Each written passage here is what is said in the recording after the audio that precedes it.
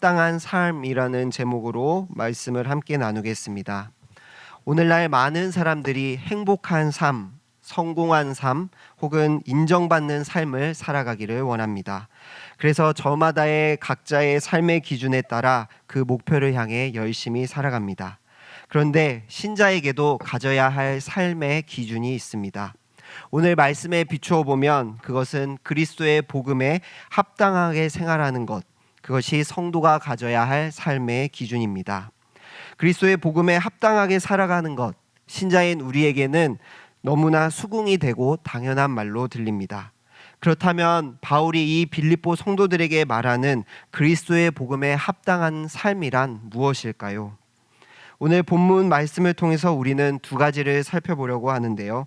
첫 번째는 바울이 생각하는 삶의 기준이 무엇인지, 바울이 죽음과 삶에 대해 어떻게 생각하는지를 나누어 보고, 두 번째로 바울이 빌립보 성도들에게 말하는 복음에 합당하게 사는 것이 구체적으로 무엇인지를 나누고자 합니다. 함께 말씀을 살펴볼 때 현재 우리가 생각하고 따르고 있는 삶의 기준이 무엇인지 돌아보며 복음에 합당하게 사는 것이 무엇인지 깨달아 말씀처럼 복음에 합당한 인생, 하나님이 기뻐하시는 인생으로 살아가시는 모든 성도님들 되시길 축복합니다. 우리가 읽은 말씀 중에서 22절부터 26절까지는 바울이 삶과 죽음에 대해 어떻게 생각하는지 엿볼 수 있습니다. 먼저 22절 말씀을 제가 읽겠습니다. 그러나 만일 육신으로 사는 이것이 내일의 열매일진데 무엇을 택해야 하는지 나는 알지 못하노라. 아멘. 22절에 자신이 무엇을 택해야 할지 모르겠다라고 바울의 고민이 드러납니다. 바울이 택해야 하는 것은 무엇이었을까요? 우리가 읽지는 않았지만 앞절 21절에 바울은 내가 사는 것이 그리스도니 죽는 것도 유익하다라고 말하고 있습니다. 빌립보 성도들에게 편지를 쓸 당시 바울은 로마 감옥에 갇혀 있었습니다. 감옥에 갇혀 있던 바울은 사형을 당하게 될지 혹은 다시 풀려나게 될지 미래를 장담할 수 없는 상황이었습니다. 이 감옥에 갇힌 상태에서도 바울의 목표는 오직 한 가지였습니다. 그것은 바로 그리스도가 존귀하게 되는 것이었습니다. 삶의 의미와 목적이 전적으로 그리스도였기에 바울은 자신의 인생의 모든 것을, 심지어는 복음을 전하다가 죽는 것까지도 유익하다라고 고백합니다. 그런데 오늘 22절 말씀에 그러나 육신으로 사는 것이 나의 일이요 열매다라고 말씀합니다. 바울은 자신에게 죽지 않고 살아서 해야 할 일이 있다고 말하는 것입니다. 그렇기에 사는 것과 죽는 것 중에 무엇을 택해야 할지 알지 못하겠다라고 말합니다. 이러한 바울의 고민과 선택은 23절과 24절에 더 구체적으로 알 수 있습니다. 우리 같이 23절과 24절 말씀을 읽어보겠습니다. 시작. 내가 그 둘 사이에 끼었으니 차라리 세상을 떠나서 그리스도와 함께 있는 것이 훨씬 더 좋은 일이라. 그렇게 하고 싶으나 내가 육신으로 있는 것이 너희를 위하여 더 유익하리라. 아멘. 23절에 바울은 내가 그 둘 사이에 끼었으니 라고 말합니다. 자신이 삶과 죽음의 기로에 서 있다고 말하는 것입니다. 이 두 가지 상황에서 바울의 생각이 잘 드러나면서 비교되는 단어가 있는데요. 그것은 더 좋은 것과 더 유익한 것입니다. 먼저 바울은 자신이 삶과 죽음에 대해서 만약 선택할 수 있다면 차라리 세상을 떠나는 것이 좋겠다라고 말합니다. 이것은 바울에게 있어서 좋은 일이었습니다. 바울에게는 세상을 떠나서 그리스도와 함께 있고 싶은 마음이 있었습니다. 인생이 허무하다거나 혹은 단순히 죽음으로 이 고통에서 벗어나고 싶은 마음이 아니라 죽음 이후에 하나님과의 영원한 교제를 소망하고 기대한 것입니다. 세상 사람들에게 죽음은 막연하게 두려운 것이며 영원한 이별이자 아픔입니다. 그러나 성도에게 죽음은 좋은 일이라고 말씀합니다. 비록 이별의 아픔이 있지만 이 땅의 수고와 고통에서 벗어나 하나님 아버지의 품 안에서 영원한 안식을 누리기 때문입니다. 바울에게 있어서도 죽음은 단순히 두려운 것, 슬픈 것이 아니라 하나님 나라를 향한 소망이 담겨 있었습니다. 그래서 세상을 떠나서 그리스도와 함께 있는 것이 자신에게 더 좋은 일이다라고 말합니다. 그러나 죽는 것이 자신에게 좋은 일이지만 바울은 빌립보 교회를 생각할 때 육신으로 남아있는 것이 더 유익하다라고 말합니다. 비록 현실 가운데 고난과 핍박이 남아있을지라도 살아있는 것이 교회와 공동체에 더 유익하다는 것입니다. 바울은 이 둘 중에 자신의 선택과 또 자신의 확신을 25절과 26절에서 말씀하고 있습니다. 한번 우리 다 같이 25절과 26절을 읽어보도록 하겠습니다. 시작.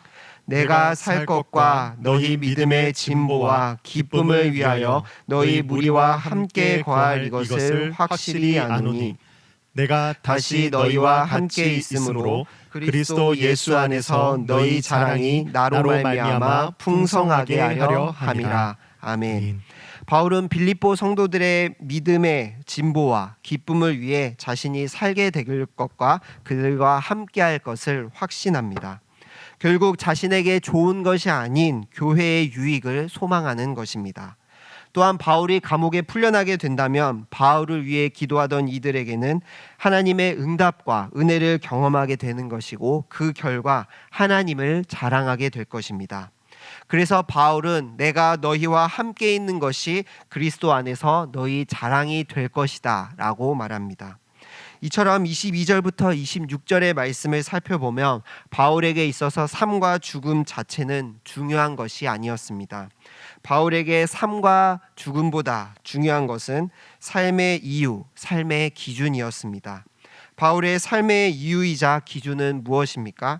바로 하나님께서 주신 사명이었고 그리스도의 몸된 교회의 유익이었습니다. 그리스도께서 존귀하게 여김받고 영광이 되는 것, 그리고 교회 공동체의 유익이 바울이 살아야 할 이유였고 삶의 기준이었습니다. 그것이 하나님이 기뻐하시고 원하시는 일임을 알았습니다. 그래서 바울은 하나님의 부르심과 사명이 남아있는 한 자신이 살 것이라 확실히 말하는 것입니다. 오늘날 성도님들의 삶의 이유와 삶의 기준은 무엇입니까? 이 땅에서 편안하게 사는 것과 즐겁게 살고 성공하는 것이 삶의 이유와 기준이라면 바울이 말하는 삶의 기준과는 다를 것입니다. 우리의 시선이 하나님께로 향하고 하나님께서 우리를 통해 하나님의 일을 이루시는 것이 나의 소망이 될 때 성도는 죽음도 뛰어넘는 뚜렷한 확신과 믿음으로 이 땅 가운데 살아가게 될 줄 믿습니다. 때로는 바울처럼 우리에게도 나에게 좋은 것과 공동체에 유익한 것에 대해 선택해야만 할 수도 있습니다. 그럴 때 나의 만족과 나의 유익이 아니라 예수 그리스도와 믿음의 공동체를 위한 삶이 내 삶의 기준이 되어 하나님이 기뻐하는 삶을 살아내시는 모든 성도님들 되시길 소망합니다. 27절부터 30절까지는 자신의 삶의 기준이 그리스도요 교회인 것을 보여준 바울이 빌립보 성도들에게 오직 그리스도의 복음에 합당하게 생활하라 라고 권면하고 있습니다. 다 같이 27절 말씀을 읽어보겠습니다. 시작. 오직 너희는 그리스도의 복음에 합당하게 생활하라. 이는 내가 너희에게 가보나 떠나 있으나 너희가 한 마음으로 서서 한 뜻으로 복음의 신앙을 위하여 협력하는 것과. 아멘. 성경책에서 27절을 잘 살펴보시면 생활하라라는 단어 뒤에 각주가 달려있는 것을 보게 됩니다. 각주에 어떻게 되어 있습니까? 시민 노릇이라고 되어 있습니다. 바울이 여기서 생활하라라고 쓴 단어는 한 도시의 시민으로서 합당하게 살아가라라는 것을 의미합니다. 당시 빌립보 도시는 작은 로마라고 불리는 곳이었습니다. 로마 정부는 오랜 군복무 끝에 전역한 군인들에게 로마 시민권을 주었습니다. 그리고 그들을 모아 이주하여 살게 한 곳이 바로 빌립보 도시입니다. 그래서 빌립보 도시는 로마에 대한 충성심이 특별히 강했습니다. 그 당시의 충성은 단순히 신뢰가 아니라 신을 섬기는 믿음과도 같았습니다. 이러한 상황 속에서 로마 황제에게 충성하는 것이 아니라 예수 그리스도를 주로 고백하는 빌립보 성도들에게는 많은 고난과 핍박들이 있었습니다. 바울도 그 사실을 알고 있었지만 빌립보 성도들에게 신자의 삶에 무엇이 기준이 되어야 하는지 분명히 말합니다. 그것은 바로 그리스도의 복음입니다. 복음은 유앙겔리온이라는 단어로 좋은 소식을 의미합니다. 오늘날 복음은 성도인 우리에게 친숙하지만 당시의 복음이라는 말은 기독교가 아닌 로마 제국과 친숙하고 연관된 단어였습니다. 로마가 전쟁에서 승리하는 소식 또는 황제의 생일이나 자녀의 출생, 즉위식 같이 황제와 관련된 소식에 복음이 사용되었습니다. 그리고 이러한 일들은 나라의 축제인 동시에 황제를 숭배하는 일과도 연관되어 있었습니다. 그런데 바울은 이 복음이라는 단어를 사용하여 그리스도의 복음이라고 말합니다. 작은 로마라 불리는 빌립보 도시에 있는 성도들에게 로마 황제를 따르며 로마의 시민으로서 합당하게 사는 것이 아니라 진정한 왕이신 예수 그리스도께 충성을 다하고 그분의 복음에 걸맞는 시민으로 살아가라는 것입니다. 로마의 시민이 아니라 어떤 시민입니까? 바울은 이 복음에 걸맞는 시민을 하늘의 시민이라고 말합니다. 빌립보서 3장 20절 말씀입니다. 그러나 우리의 시민권은 하늘에 있는지라 거기로부터 구원하는 자 곧 주 예수 그리스도를 기다리노니. 아멘. 바울은 빌립보 성도들에게 신자는 하늘의 시민권자다라고 말합니다. 천하가 로마의 것이라고 말할 수 있는 시대였습니다. 로마의 시민권은 큰 돈을 주고 사야 할 만큼 귀한 것이었고 가진 자에게는 큰 자부심이었습니다. 그런데 바울은 이 땅의 시민권보다 더 귀하고 더 중요한 하늘의 시민권이 성도에게, 우리에게 있다라고 말하며 하늘의 시민으로서 합당하게 살라고 권면합니다. 이러한 권면은 오늘날 우리에게도 동일하게 받아들여져야 합니다. 오늘날 성도들도 마찬가지로 이 땅 가운데 소속되어 살아갑니다. 그러나 진정한 소속은 그리스도께서 계시는 저 하늘에 있습니다. 그래서 성도는 이 땅 가운데서도 하늘의 시민으로서 하나님의 백성으로서 살아가야 하는 것입니다. 하늘의 시민권자로서 이 땅 가운데 살아갈 때 손해도 있고 고난도 있고 핍박도 있을 수 있습니다. 그럼에도 불구하고 이 역경을 이겨낼 수 있는 이유는 그리스도를 주로 고백하는 모든 성도들에게 영원히 거할 본향이 약속되었기 때문입니다. 본향이 약속되었기에 이 땅에서의 고난과 역경을 견디며 나그네처럼 살아갈 수 있습니다.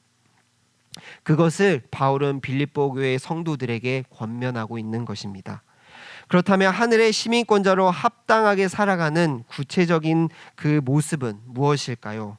바울은 빌립보 교회가 고난과 그 현실 속에서 복음으로 어떻게 살아가야 하는지 말씀합니다. 27절 말씀을 한 번 더 읽어보도록 하겠습니다. 시작. 오직 너희는 그리스도의 복음에 합당하게 생활하라. 이는 내가 너희에게 가보나 떠나 있으나 너희가 한 마음으로 서서 한 뜻으로 복음의 신앙을 위하여 협력하는 것과. 아멘. 먼저 바울은 빌립보 성도들에게 한 마음으로 서 있으라라고 말합니다. 여기서 마음은 성령으로 번역할 수 있습니다. 그리고 서서라는 히브리어 단어 스테코는 단순히 서 있는 것이 아니라 자리를 굳건하게 유지하다라는 의미입니다. 본래 이 단어는 군사 용어인데요. 당시 로마 군대는 전쟁 시에 서로 어깨를 맞대고 일렬로 서서 전투를 준비했습니다. 명령이 있기 전에는 적들이 돌진을 해와도 전열을 흐트리지 않아야 했습니다. 이와 같이 한 마음으로 한 성령 안에서 굳건하게 서 있으라는 말입니다. 복음에 합당한 삶이란 공동체가 한 성령 안에서 뭉쳐서 단단히 서 있는 것을 말합니다. 세상의 핍박과 고난과 역경에 부딪힐 때 그것을 개인의 힘으로 맞서는 것은 너무나 어렵습니다. 그러나 믿음의 공동체가 한 성령 안에서 함께 굳건히 서 있을 때 한 마음으로 복음을 따라 살아갈 수 있음을 말합니다. 이어서 바울은 한 뜻으로 복음의 신앙을 위해 협력하라고 말합니다. 한 성령 안에서 굳건히 버티고 견디는 그 목적은 복음의 신앙 때문입니다. 협력하다라는 말은 함께 분투하다는 뜻입니다. 복음을 위해서 함께 분투하고 고생해야 합니다. 우리가 믿는 복음을 바르게 선포하고 그에 합당한 방식으로 생활하기를 힘써야 한다는 말입니다. 이것이 여태껏 바울이 힘써온 일이었고 감옥에서 풀려나야 할 이유이고 빌립보 교인들에게 권면하는 일이었습니다. 오늘날도 마찬가지입니다. 교회는 한 몸 공동체입니다. 한 마음 한 성령 안에서 한 뜻으로 복음을 위해 협력하여 살아가야 합니다. 교회를 다니지 않아도 혹은 주일 성수로 온라인으로 예배드리는 것으로 혼자서 믿음을 지키며 신앙생활 할 수 있다고 말하는 것은 바울이 말하고 있는 복음에 합당하게 생활하는 것과는 맞지 않습니다. 성도는 믿음의 공동체 안에서 자라가야 하기 때문입니다. 그리스도께서 우리에게 주신 교회를 통해 믿음의 공동체를 통해 우리의 신앙이 성숙해지고 세상에 흔들리지 않을 수 있는 굳건함을 배울 수 있기 때문입니다. 마지막으로 바울은 합당하게 생활하는 것이 대적을 두려워하지 않는 것, 고난을 두려워하지 않는 것이라고 말합니다. 28절 말씀입니다. 제가 읽겠습니다. 무엇에든지 대적하는 자들 때문에 두려워하지 아니하는 이 일을 듣고자 함이라. 이것이 그들에게는 멸망의 증거요 너희에게는 구원의 증거이니 이는 그 하나님께로부터 난 것이라. 아멘. 빌립보 교회 성도들은 로마 황제, 로마의 복음이 아닌 그리스도의 복음을 선택함으로 고난과 직면하게 되었습니다. 황제를 구주로 고백하지 않고 그리스도를 구주로 고백함으로 인해 온갖 핍박과 고통을 당하게 됩니다. 그 가운데 바울은 고난을 두려워하는 것이 아니라 오히려 고난을 구원의 증거로 삼으라라고 말합니다. 대적자들의 눈에는 주를 위해 고난받는 성도들의 모습이 멸망하는 것처럼 보이지만 사실은 구원받는 증거다라고 말씀하는 것입니다. 왜냐하면 성도의 고난은 그리스도의 고난에 동참하는 것이기 때문입니다. 빌립보서 1장 29절과 30절에 이렇게 말씀합니다. 그리스도를 위하여 너희에게 은혜를 주신 것은 다만 그를 믿을 뿐 아니라 또한 그를 위하여 고난받게 하려 하심이라. 너희에게도 그와 같은 싸움이 있으니 너희가 내 안에서 본 바요 이제도 내 안에서 듣는 바니라. 아멘. 29절과 30절은 성도들에게 싸움이 있다라고 말합니다. 이 싸움은 그리스도를 위한 싸움이며 그리스도를 위한 고난에 참여하는 것입니다. 빌립보 교회는 로마의 시민으로 살도록 요구받는 곳에서 하늘의 시민으로 살아가기 위해 외부의 고난과 핍박을 견뎌야 했습니다. 바울은 이런 빌립보 교회에게 우리에게 은혜를 주신 이유는 단순히 믿음으로 그치는 것이 아니라 그리스도를 위하여 고난도 받게 하신다는 것을 분명히 이야기합니다. 왜 고난받는 것이 구원의 증거이고 또 성도가 그리스도의 고난도 받아야 하는 것이 왜 그럴까요? 그리스도께서 십자가에 못 박혀 죽으신 그 고난이 부족했기 때문에 우리도 고난받아 그 부족함을 채워야 하기 때문일까요? 그렇지 않습니다. 예수님의 제자인 베드로는 고난에 대해 이렇게 말하고 있습니다. 베드로전서 4장 13절 말씀입니다. 오히려 너희가 그리스도의 고난에 참여하는 것으로 즐거워하라. 이는 그의 영광을 나타내실 때 너희로 즐거워하고 기뻐하게 하려 함이라. 아멘. 성도가 그리스도의 고난에 참여하는 것은 결국 그분의 부활의 영광에도 참여하게 되기 때문입니다. 고난은 우리가 그리스도와 연합한 사람이라는 사실을 확증시켜 줍니다.